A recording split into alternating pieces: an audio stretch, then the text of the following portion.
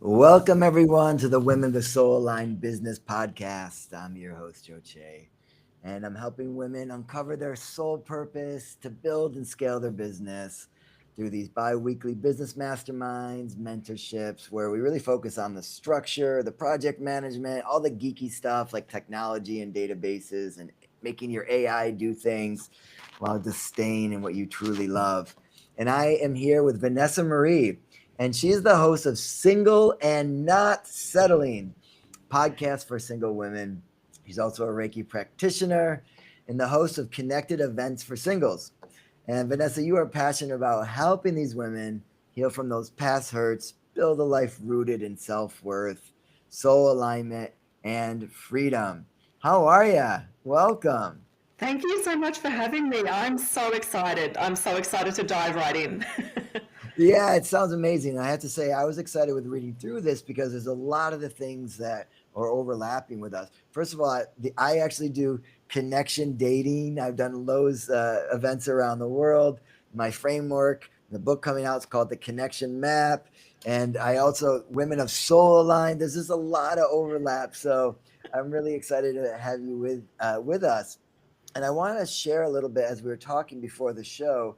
You're in a very special place. I think is really inspiring for a lot of people who are transitioning from having a full-time corporate job, making that brave step to go part-time, working on your passions, working on things you care about, with the goal of transitioning full-time into that soul-aligned business. And I want people to really hear that, number one, that's possible. And I'm curious, what was the moment when you realized, okay, I'm going to do this. I need to do this. I need to take this risk and start transitioning over to what I truly love? Yeah, that's a great question. And for me, it was so I work in a corporate environment and it was some workplace bullying that I experienced. Mm. And that was something where I thought, you know what, I'm better than this. I deserve more. And this is not the way that I need to be treated. Because we spend so much time in our workplace. And to be confronted with that at a time where my mum had had a stroke and I needed to take time, some carers leave, and it was just met with hostility and resistance. And I was like, what's going on here? And I had already started the podcast. I was doing Reiki, but then I put that aside to focus on support and care for mum. And I just thought there's got to be more, right? And I'm just like, there has to be more than this. Like, I see people working online, earning money, doing this, doing that, and they just seem really happy. And I wanted to follow what brought me happiness and joy, but also that freedom and flexibility that so many people get when they work online and do things. And I did have a plan to say, okay, this is what's going to happen in due time. But when I went through that bullying, like I went on stress leave, my doctor wouldn't let me go back to work. Like that's how bad it got. When I eventually went back, it was probably about 3, 4 months later, just like 2 days a week, just to integrate myself back, but in another team. So I wasn't under that same management. And that was when I was like, okay, this is an opportunity for you now to really focus on what brings you joy and brings you excitement, because I love helping people. And corporate life served me for a long time, but now I use those skills that I've learned in the corporate world in my own business. And it is possible for anyone to transition. So if anyone is thinking that they're stuck in an office job, in something that they don't want to do, and they have a little hobby or a side hustle, you can always start somewhere and gradually build it and know that your long-term vision is going to happen. Because if you had asked me 2 years ago that I'd be here today, I would have said no, not at all, no chance. But then after that happened, I went back into full time. So in my full time capacity, the doctor said, "Yep, you're okay to go back full time." And an opportunity for part time came up in a secondment that I was in, and it was literally handed to me on a silver platter in April this year. And I was like, wow, like I manifested this. Like it was crazy. And I thought, okay, this is an opportunity. You're given this for a reason. This is your shot to really make it. So the time that I have off is focus on my business and podcasting, interviews, organizing events, content planning, all the stuff. And I thought, it's happened for a reason. So you can transition. It's not easy. Don't get me wrong. People will think you're crazy. Like, that's what people think. People will think you're crazy. What are you doing? Because they're not used to it. They're conditioned for something different. Whereas if you know that in your soul, there's like a nudge to lead you forward and there's an opportunity that's being created for you, you've just got to go for it. What happens if the opportunity is not being created for you? Would you say create the opportunity for yourself? Absolutely. Like you just have to. But it's also having that trust in yourself to know that you can do it. And so it's like you've also got to be smart about it. So it's like me, I'm a single woman. I don't have a partner. I don't have another income here supporting me. It's me. So you do have to be a little bit strategic about it in terms of like your savings and your money and things like that. That's why for me, it's full-time, part-time, and then I'll be in full-time in my business. That's what I mean. You've got to be strategic. But if you know that there's an opportunity, there's another job that's going to give you that flexibility, whether it be a part-time or you condense your hours or you can work more flexible hours with your current workplace, you've got to have that conversation because that's how you can create the own opportunity for yourself. I love that. And, this is what really excites me is seeing people in their passions, in their purpose, because really our purpose is always attached to our passions. We wouldn't have a purpose if we hated to do it. It's not going to be what's ours, right? So I think following what you really care about and focusing on that, and it doesn't need to be this, this dive right in. Sometimes that's the best way. Is Zen Tzu says, when going into the battle, burn the bridges and the boats that you came in on. So the only option is to win the battle, right? Sometimes it's good to do that. And like what you're doing is much gentler. It's much safer. You're like, okay, I'm doing it on the side in my free time. Now here's an opportunity. Now I can go half and half. I have some income coming in over here. I can dedicate more time to it. I'm feeling a little overwhelmed trying to do both. And then at some point you'll transition out this is a very acceptable way to do it for those listening. If you're in that corporate job and, you were mentioning, Vanessa, that like people are going to think you're crazy. And I might say you're crazy to stay in a job that just destroys you and just eats your soul alive and you're just miserable, right? Like, I don't know how many lives we have, but I'm pretty sure we have at least one. And if that's true, like, what are we doing with it, right? How do we really maximize this opportunity and this gift to be on this planet? And it's like, if we can align our money with our passions, it's like, how much happier are we? That's what really excites me. Yeah, absolutely. Like we weren't put here to struggle. This is the thing. Like we weren't put on this earth to be at a job that we don't like, to be in that soul sucking job. Like we weren't here for that. We're here to find our purpose, our soul gifts, and to share that with other people. And then you'll find those different souls to come into a line to make that actually happen.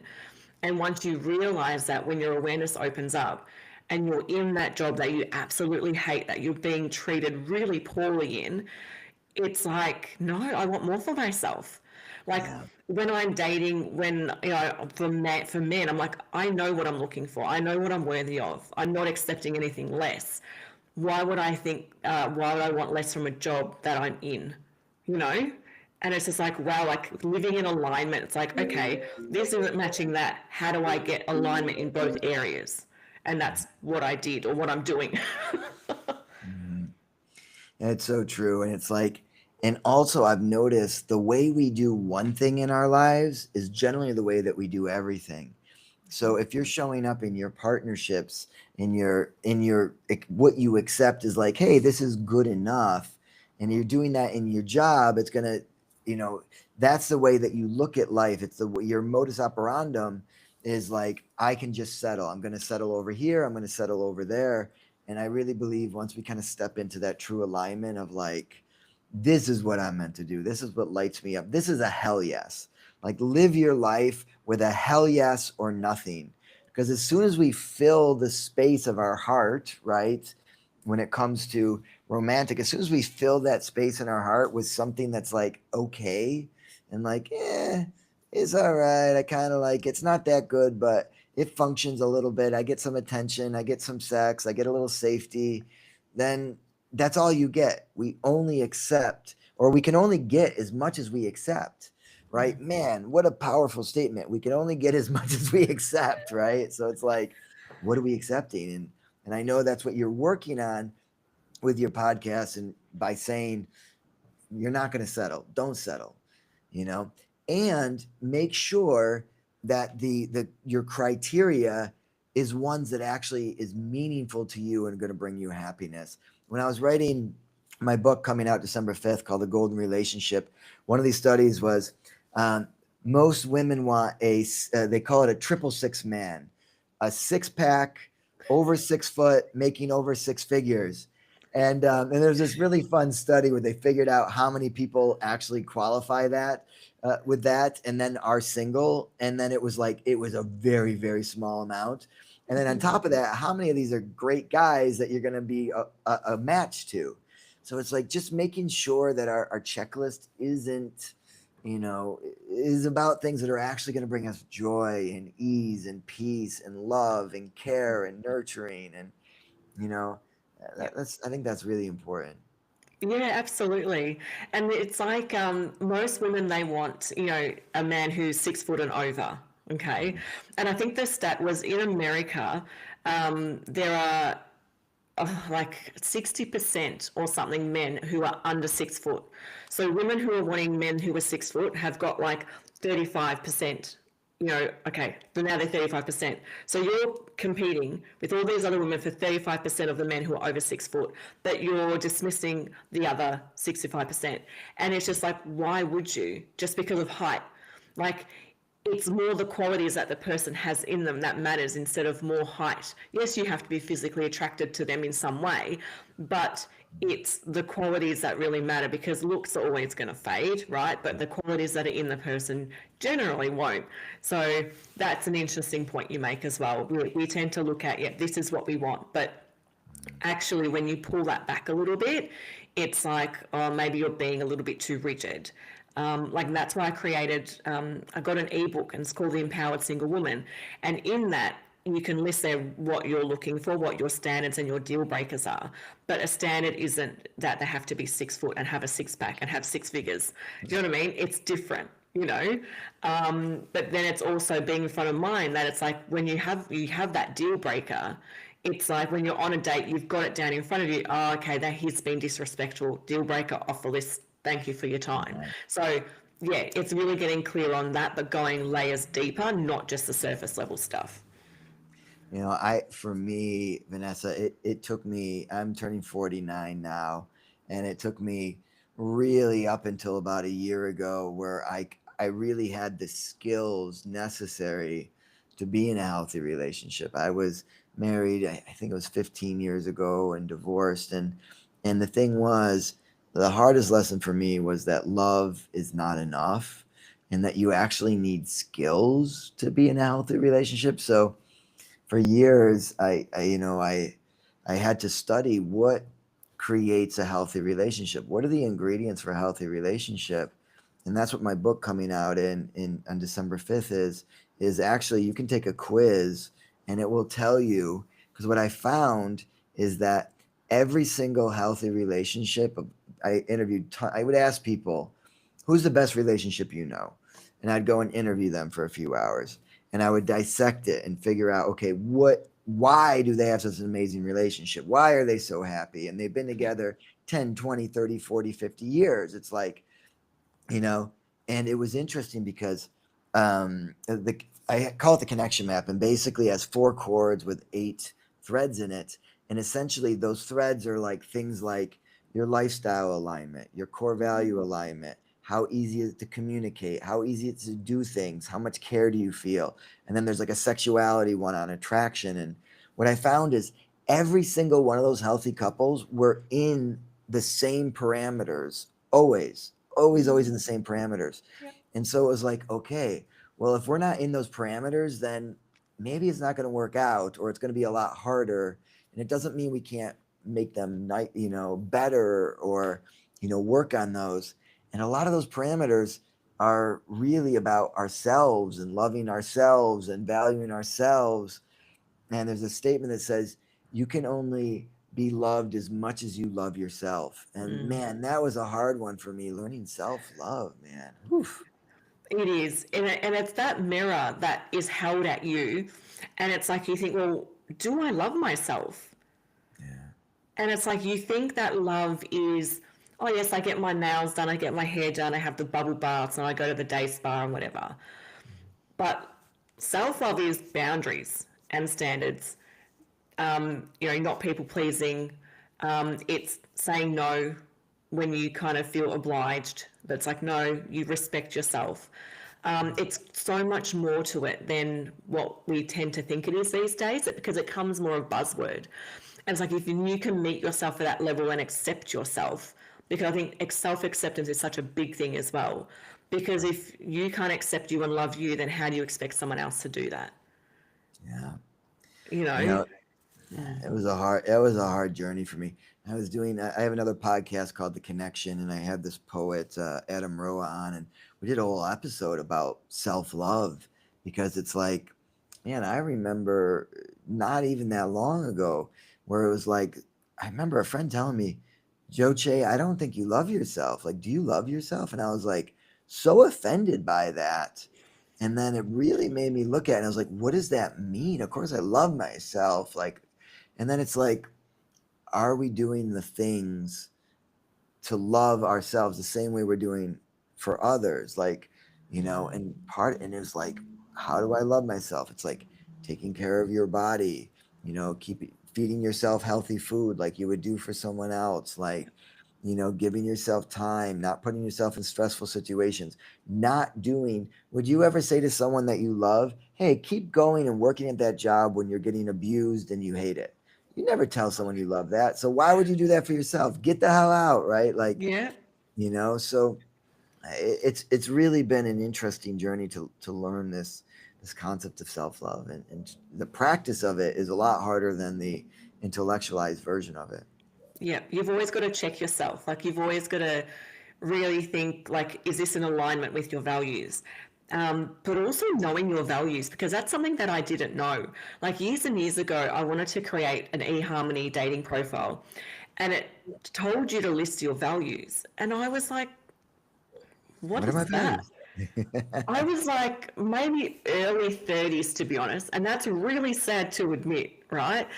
And I was like, what do I value? What's that? I had to Google it and be like, oh no, this is too hard. So I didn't end up creating a profile. And it was the first mentor that I worked with in the professional development space. It would have been just post-COVID times, so maybe 2021. And we started off with gratitude, what it is, what you're grateful for, and then what your values are.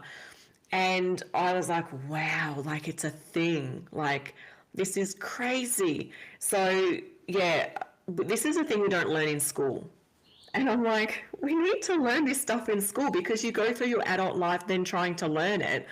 And it's like, wow, like, if I knew this 10, 15 years ago, my life probably would have been different, knowing that I'm on the journey that I'm meant to be on in this lifetime. But it's like the awareness that I would have had. It's then finding someone who aligns with those values and living true to those values. Yeah, and it's not just about family and friends. It's, for me, it's like consistency, authenticity, humor, kindness, all of that stuff. So that was a bit of an eye opener for me. And then, yeah, the self-love comes in all of that as well. It does. Vanessa, bringing it back to like the solopreneur, what are some of the biggest challenges you have doing it yourself? Do you ever feel lonely in making decisions? The thing I hear a lot in one of my masterminds, we're constantly having lots of solopreneurs and people under, 5 employees. One of the most common things I hear is like, I feel really lonely and I just don't know if I think I'm making the right decision, but I don't have anyone to bounce it off of. And it feels like I could just use some support, and just like saying, yeah, you're on the right track, Vanessa, something like that. It's like, Do you feel that? What are some of the challenges that you go through as a solopreneur? Yeah, absolutely. There's two things that come to mind with that in terms of challenges. And the first thing is what I touched on earlier is that people won't understand what you're doing. And it can come in the form of like, why do you want to talk about your dating life on a podcast? For me, that's what it happened for me. It was, why do you want to host single events? Like, can you make money doing this? Can you make money doing Reiki? Like, just play it safe and be in a corporate job, have a 9 to 5. And I'm like, but that doesn't align with me and my value of freedom and flexibility. So people aren't always going to understand what you're doing. They're going to question you. And that was one of my challenges, especially like in like network marketing spaces and things like that. It's like, why are you doing what you're doing? And the thing is with that, you've got to stay really true to your why. So why are you doing this to begin with? Is it that you want to help people? Is it you want to heal people? That you want to run retreats and you want to travel or things like that?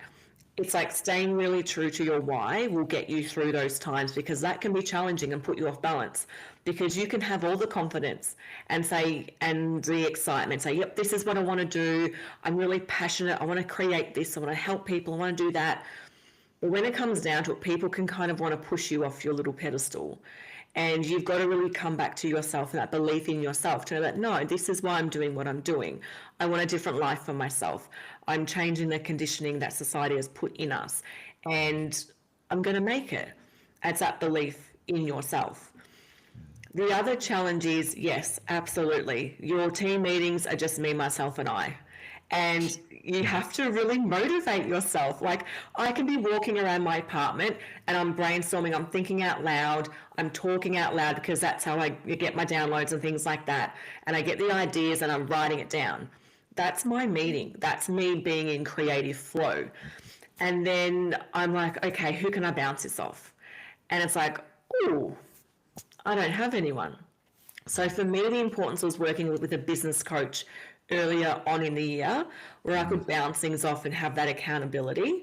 But also, one of the things that I do now is each month I go to a networking event. And for me, that's where I meet like-minded women, mostly, who are in the same position, who are building their own businesses, who are solopreneurs and want to leave an impact. And they're my kind of people now. And it's like they understand, they get it. Because it's like, on social media, we have the highlight reels. Everyone just sees the good stuff. But behind the scenes, it can be quite hard running a business as a solo person. And having that network of fellow business owners alongside you that you can connect with, go out and have a coffee or a walk with, is really important. So building that network. And, I've made connections from over the world, like Canada, the UK, even in Melbourne. We do social events just so we can get out of the house, because when you're working from home as a solopreneur, you are at home and you're looking at your four walls and I need to get out. Especially like, because me, I'm single, I don't have children or anything. It's just me. I'm like, no, get out of the house, go for a walk and do something, or call one of those ladies who you connected with. And that's what really helps with the motivation as well. But yeah, there are some challenges that do come up as well. And it's showing up on social media is another one. That's a big one that I feel a lot of women have as well. And it's like, the fear of being seen or the fear of failure that comes up. And, there's a lot to unpack with all of that too, the layers that comes with. But it's being confident to share who you are on social media. And for me, one of my values is authenticity. So I show up as I am. Like, I have my glasses, sometimes I don't wear makeup, but this is me. Like, this is who I am. And people resonate with that. And it's building that confidence just to be like, okay, I'm going to show up on my story, or I'm going to do a live. And you build that confidence along the way. Because there's a lot of good things that happen on social media. So you can really use that to your advantage. But yeah, there are like, a few challenges in all of that. Yeah, I'm hearing some of the ways to kind of get over if you are feeling that challenge of not being able to bounce people over or bounce ideas on someone. Then business coaches have helped you, going in networking events have helped you.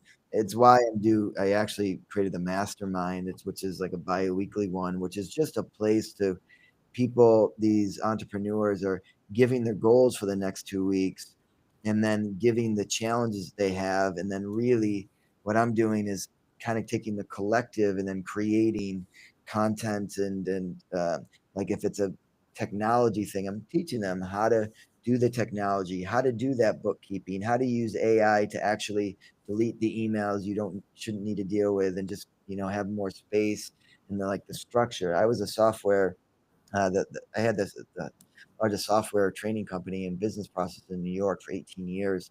So like that geeky side of me, I like bringing that to people who have really mission driven, the business is very mission driven. They're helping people. They're creating more happiness and love in the world. The truth is you need some business skills, you need some technology skills or else it can be really messy and frustrating and lonely. So, and what I'm finding is just a lot of the people that are coming to this, just having someone to be like, hey guys, here's the offer. Can you just like look it over and just tell me, does like, I think, am I on the right track here? Is this the right pricing? Yeah. What should I be using? Should I be using ClickUp or Asana or Notion? And you're just like, they don't, what should I be paying for it? Sometimes this helps just to have someone be like, you know what? Use Notion, for your CRM, do this, build your own Airtable. And they're like, oh, okay, cool. Now I can go figure out how to do that. So, Yeah. getting that, and you can get that by going to networking events also, which I think is really good. I just had one last night. It's called the Connection Dinner, and really beautiful, like between networking and just authenticity, and it's like these things right here help us feel purpose, help us feel supported, and you know we need that outlet really. Absolutely. And yeah, like, when you work with a business coach or even when you're networking, it's like there's always going to be someone that has been where you've been. Yeah. So if you're very early on in your journey, in like you're building your business, it's the startup stage or it's more advanced and it's more established. It's like those people are always willing to give you advice. So never be scared to approach them or ask them, how did you do this? Like, how did you get through this? What would you recommend? Because they're always willing to help you. So my thing was like, I feel intimidated to go up to this person who's had this podcast, they're on YouTube, it's all of this stuff. I'm like, who am I? Like, what am I going to say to that person? But it's getting that confidence because no, this is a business and I want to share this on people with a bigger platform. And how I'm going to do it is just step out of my own way and just go talk to this person because they're not going to say, no, I don't want to talk to you. You're beneath me. They'll never say that. But it's those things we put in our head that's like, no, they're not going to want to talk to me. They're too established. They're too advanced. No, they're not going to know little old me. But no, people love sharing and helping people. So don't also forget that as well if you are just in your startup stage that talking to people who have already been there, especially in the same industry or doing a similar thing than you, they're always willing to give you advice. Yeah. Most the people that have been successful, it's part of their joy. I have a framework on the 6 steps of soul purpose success, and always the last one is giving it all away, giving it all back, mentoring, teaching. And I also wanted to make a comment too that like if you are going to get a business coach, for me the difference is find someone that's done what you've done and been through it. Because like I think coaching can be great, there's lots of great tools that you can use to help someone.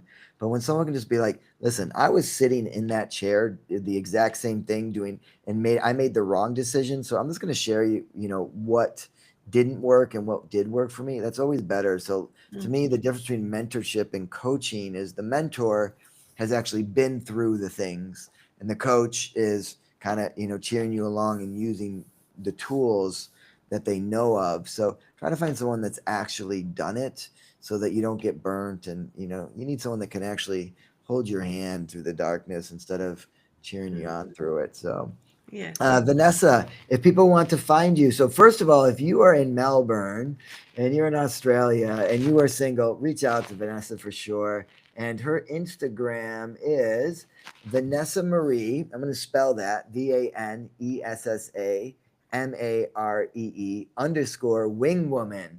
So she is going to help you get it, baby. Help you get it. Vanessa, thank you so much for being on the show. Thank you everyone for listening. The Women of Soul Aligned Business Podcast. I hope everyone has a good day. And remember, reach out. You can reach out to me, reach out to Vanessa, share your journey. We want to hear from you. We want to know the struggles you're going through in business and your relationships, because there's things that we get to be in our joy to share with you. Yeah, Thank you, everyone. Have a absolutely. great night. Thank you.